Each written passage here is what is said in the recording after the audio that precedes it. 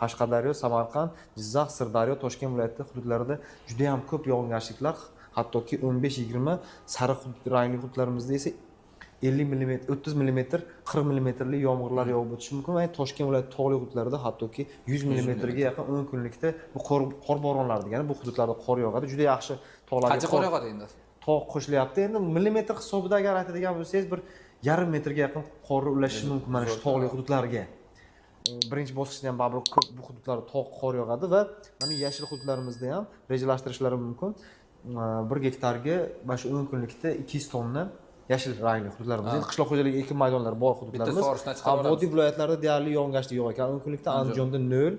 Ammo ko'plab hududlarda Buxoro viloyatida yoki Navoiy viloyati hududlarining ko'plab hududlarida yog'ingarchilik bo'lmasligini aytib o'tamiz. Endi bu 15 kunlik uchun, ya'ni dekabr oyining yarmida kutilayotgan umumiy yog'ingarchilik yana ham ranglar yorqinlashdi, ranglar yana ham